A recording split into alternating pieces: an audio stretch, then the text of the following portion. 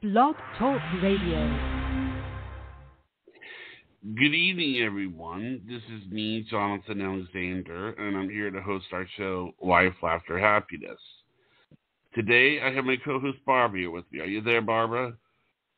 Yes, I am. Hi, Johnny. How are you? Good. And, last night, you said that you were really curious about a particular subject, and Yes. that you thought that it was worthy of doing a show about. And I think that one of the things that we're talking about today is how to keep your kids safe from a teacher that may be trying to take advantage of the kid in a way I think you've been talking about. Teacher predators, really. Teacher predators. Yes.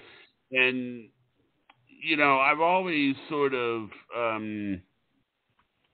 been by the belief that probably the most basic way to do it is that, well, one of the things that I've heard, the stories that I've heard, is that these predators will, do the kids' homework, and... Oh, I know. Okay, but could we just back up a little bit, all right? Okay, all right. The reason I wanted to talk about it is because I've been seeing it on the news so much. It's happening so often that most recently this case of another beautiful, like you said, so many beautiful young female teachers, and that's what I want to talk about right now, the female ones in the beginning here. I have noticed they are preying not just on the high school boys, but the elementary age, very young. That is so weird. I'll never be able to wrap my head around that. So the why, I don't know if we really can have an answer to that. That's just so wrong, so odd. I understand the child can have a crush on the teacher, but the other way around. I think the reason that it's wrong is that, one of the reasons that it's wrong is that obviously these teachers are not treating the kids with respect, because if they think that you can just, I don't understand the mindset of it either, because a lot of these teachers that I've heard are teachers that were educated. They have, and not only that, some of them were married to, they had marriages, and it's just hard. That's part of it, Johnny. Hold on. Let me interject that. That's part of it. The bad marriages, the breakups, the divorces. I heard that they want to get that feeling of love, just that pure love that is, they feel like they can only get it from a child. All these different kinds of things they do study, but they're, like you said, all types. They're fine people. They're educated, they're teachers. We trust our teachers. We're supposed to trust them. It's happening so often, though, don't you think so? Do you think that they're just finding out more often now with all the counseling going on? I think they're probably finding out. I think that they obviously, this is probably what I think. The reason it's probably happening so much more often is because of the double standard. 9 times out of 10, if you put it side by side, if the gender roles are reversed, a man sleeping with a teenage girl is gets worse sentence than the woman who sleeps with the 12-year-old kid. So obviously, is that a fact?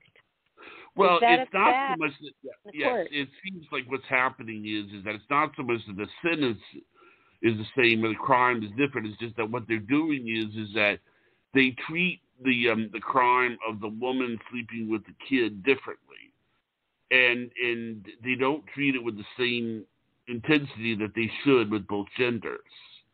That's what's happening. I didn't know that was going on. Well, hopefully I said I didn't know that was going on. Yeah. I didn't know they were treating it differently, but maybe they are putting something better in place. Let's hope. But I just thought we should talk about it, and if the audience could just write to us on any of our social media and tell us what they think of why. And what I really was calling you about was my main question is how. But since we decided to do the show, I did some research, and it's really not that hard to groom a child, and it's so sad. And they put up I'm not going to go into the details, but they put up a couple of scenarios with actors doing it. Right. And you're right. When they're alone with the tutor, it's happening quite often. They get the child alone. Yeah. And I think that's just it. I don't know if I was thinking about this. This is something that I don't know if you thought of, that you would think of this, but this is something that I thought about. And this is the story. But the story is big as a point. My sister was telling me that there was some people were walking up to Mr. Rogers' house where he actually lived, and he had he had gates up, and he kept everybody away and everything. And when I was talking to my father about it, I thought, probably the reason he does that. Like, if you'll notice, every time you see him interact with a kid, he's in a big room with a bunch of people. In other words, he's probably never alone with a kid, because the moment that he's alone with a kid can say something. Here's a good example. Yeah, there's ammunition once you're alone with a kid. He'll be nice to kids. He was sustained to kids, but you never saw him alone. And this is why, like, for example, doctors will never be alone in a room with a patient. Okay, also, if you want me to say something really weird that I cannot even believe. Okay, you said Mr. Rogers just now. Oh, my gosh, Johnny, it's the weirdest thing. Today, Mr. Rogers popped into my mind, and I was thinking back about it. I was thinking about watching it, how great it would be to always have Mr. Rogers on for all children, even now, how I love Mr. Rogers, and I've seen the documentaries, and I saw the movie with Tom Hanks. And then you say Mr. Rogers. Isn't that kind of weird? Well, he was the benchmark for how to talk to kids. No, I'm saying that I thought of it, and you see it. Isn't that weird? That is amazing, telepathy. yeah. That's amazing. Okay, that's what I meant.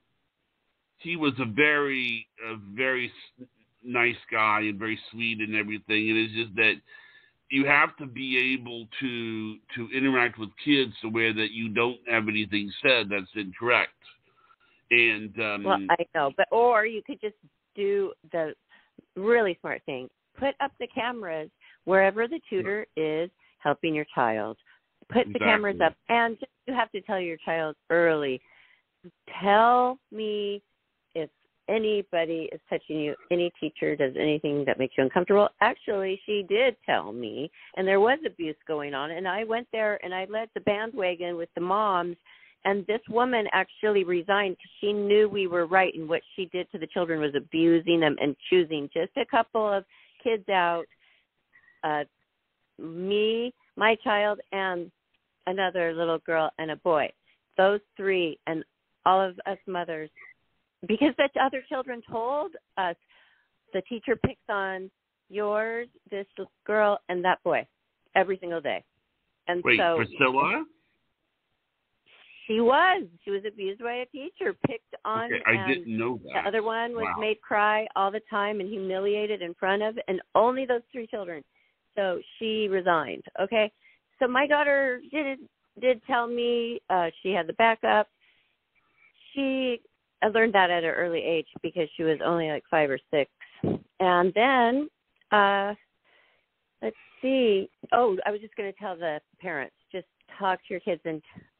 Even if they think it's not that big of a deal, that is a big deal. You should never tell a student, I bet you're going to be a heartbreaker someday, or you're going to have a lot of girlfriends. I bet you're going to be a playboy when you get older. That was in the little skit that they did today. Those are the things they start to open up the conversation. And this was a true story. The little boy would go play his Xbox with his friend and tell him everything that the tutor just said. Yeah, man, and we'll probably get married soon. You know, they're little emotional, okay, their emotions inside, they can't handle that. Their brains aren't ready for that kind of relationship. So it's very, very damaging to that child. Hey, they might be bigger. They might be 12, 13, 14, fully developed, but their mind is not there yet to have that. It's very, very wrong. Teenagers miss a lot of social cues, more than a lot of people realize. I mean, they say things at inappropriate times because their brains are developed. You know? Well, yes, and they haven't had much life experience, and that might be their first time at something like that. And really, a lot of it is teaching. So here's the teacher, and they're saying it. They're thinking, wow, it must be okay. Even though it's our little secret, she's saying to him, oh, it's still, I'm special.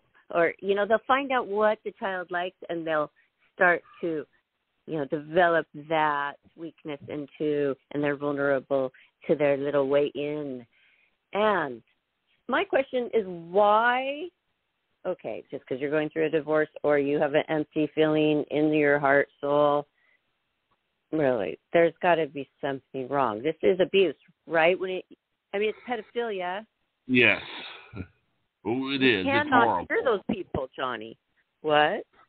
I know. No, everything you're saying is true. It's horrible. I mean. Yeah. So I just wanted to bring it up to people's attention and to see if any listeners did have thoughts, and they could share it, because we want interaction from our listeners. Right. We love them. Yeah. How long has it been, Johnny, since we've been talking on Life, Laughter, Happiness about hot topics? A subject? I think probably a couple of months. Probably. No, 4 years. Well, I'd have to look. Couple of months, what? Let me see. You mean last time that we did a show where we talked about No. I'm saying that since we started working together on Life, Laughter, Happiness, I think it's been a few years. So my point is we have fans out there. We have people who listen out there who we love, and they care about us. And I'm inviting them to, on our Facebook page, Life, Laughter, Happiness, our Twitter. A lot do. So thank you guys who've been doing that and liking our stuff. And let us know if you've had an experience with a teacher growing up. Oh, I wanted to tell you something, which was a good story of my childhood dealing with this. And you saying that they're missing social cues. Totally. They are. Because when I was a young girl in elementary school, but the next grade up was going to be junior high. So you're around 12, 13, that age. So you change a lot from the school, elementary, to then junior high. That's a big leap, okay, as a developing. So all of us girls thought our favorite teacher, so sweet, the best, cool, we loved him. We all ran up trying to, we were going to hug him again, you know. He totally had different body language. He backed up. He put his energy shield up, and all of a sudden it clicked in my brain. I don't know about other girls, but it clicked in my brain. Oh, we're too old for that now, you know. And it just clicked in my brain. Oh, you know. So he was a good person, but I just remember that he was aware, and this was a long time ago that I was in junior high. Everybody. So, still love that teacher. Not going to name him, but did you ever have an experience like that where you saw anything or you thought a teacher was being inappropriate at all? Well, I mean, no, but I understand what you're saying about interacting, looking out for kids. Like, for example, I had this game that I bought called City of Heroes. And the game was also a chat line. Well, I was worried. My nephew loved the game. He absolutely loved the game. And he wanted to keep the game at his house. I was worried about him doing it, not because of the game, but because the game had a chat line on it. and I was worried that some predator was going to come at him, on the game. And so I talked before I gave it to him. I talked to my sister and my brother-in-law, and I said, "Listen, I don't want a Birds of the Beast chat to come out of this. You're going to have to talk to him for them to, I'll give him the game, but I want you to talk to him because somebody coming on to him on the game would really be an emotionally thing for me. I would feel horrible. I would feel like that I had let him down, and that I had let my sister down, and she goes, okay, we'll talk to him, and we'll set a few rules. I mean, other than that, the game, didn't bother me so much. And it's nice that you were aware of it. Well, yeah, I mean, it's scary. He was like 15 at the time, and he needed to know that there are people out there that are gonna, that are horrible people. Oh yes, that's good. You told him. And Priscilla said that she's had a couple of real weird guys, weirdos, trying to talk to her and her friends too. But she's aware, and I said, "Let me see that. I'll take care of him." And she's like, "No, Mom, I already deleted him. I already took care of everything." So it's good. You have an open relationship with your nephews. I have an open relationship that my daughter can talk to me about anything. So we're doing well. We just want to tell the parents to be extra careful since I've been seeing it. And you were like, yeah, and they're like beauty queens or models. They're a lot of beautiful young teachers. So odd. And they put them all up on this documentary I just watched. All the headshots. Boom, boom, boom, boom, boom, boom, boom, boom, boom, boom, up. There was hundreds of these pretty young teachers with long hair, just very stylish. I mean, they just lost everything because of this. What is it? I want to know more. Well, I want to know what's going on. I'm going to tell you that they do not treat them the same, because like there's this one case where I'm not making this up, a woman had sex with a kid, and then when the kid grew up, they got married. Oh, I know. I followed that one too, and they're still together. She got out of jail, and they're still together. The Hawaiian boy and this woman, and she was married. She had kids. She lost everything, and they just were so in love. Okay, there might be some really crazy exceptions out there. I know that people in the olden times used to get married at 12 and 13. I do understand that, but hey, wake up.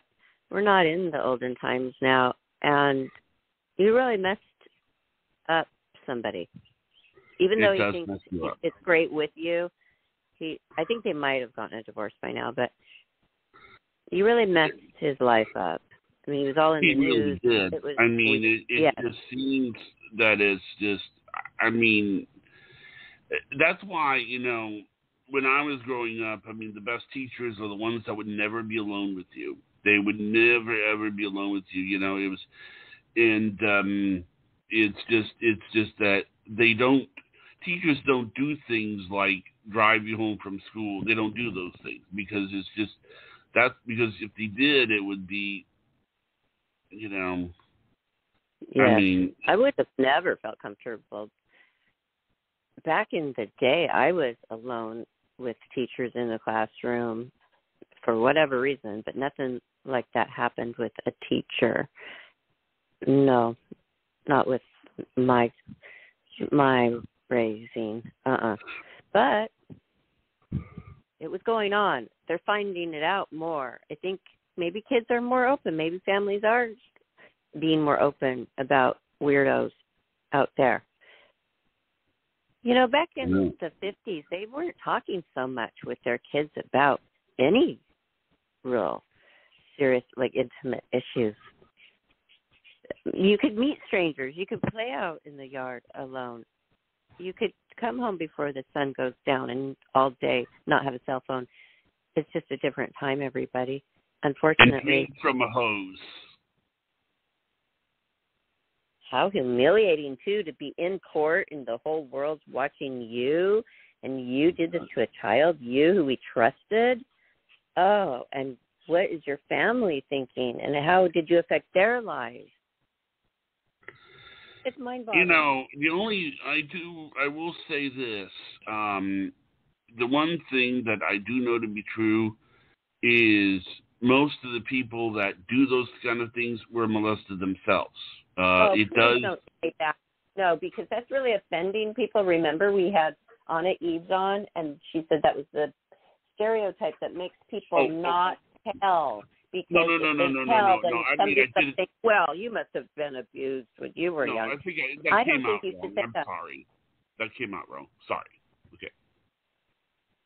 Okay, and check the statistics on things. And in fact, we should.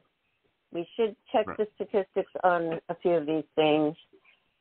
Like, I want to know, are the judges treating the men differently than the women? It shouldn't be that way, Johnny. That's a serious thing right there. I know. They do treat them differently. Do you have any facts to back that up? Well, what I'm saying is that I'm not saying that I have facts to back that up. I do know this, so that the case is, it is not, there's a lot of times what will happen is that the media will cover some case where this happens with a woman, and then they'll say, and then people will comment under it, give me a bucket, because nothing happens to the woman. But you have to admit, Barbara, I mean, when you go and you marry the teacher, that's not somebody who's being punished. You understand what I'm saying? I mean, most of those cases, you think you don't really wind up with the teacher marrying the student. So that's very clear. Like that case right there was a case where somebody was being treated differently. Oh, okay. Maybe it's case by case too. Obviously, it's not just so cut and dry. But it is an interesting subject that I just thought I wanted to talk about it. I wanted to try to wrap my head around this, and I still can't. But we can be more aware. Just bringing awareness, I guess, of if you have kids in school, be careful. Be very, very careful. And just stay out of trouble, because even teachers, especially the substitute teachers, are getting in fistfights. I saw a few of those with doing my research on the subject. One led to the other. Oh, wow. There's a couple of them. Yes, out there. A boy was yelling at this substitute teacher, got up out of his seat, was up in front of the class. Somebody videotaped it, and he was calling him the N-word over and over. It was so mean and horrible. Well, then the boy threw a basketball at the teacher's stomach, and then that's when the teacher punched him, and then just started getting him down and on the floor and pummeling the heck out of him. I think he even had a cell phone in his hand, pummeling him with it. And then he got him up, and he opened the door, and he pushed him out, threw him on the floor outside, and shut the door.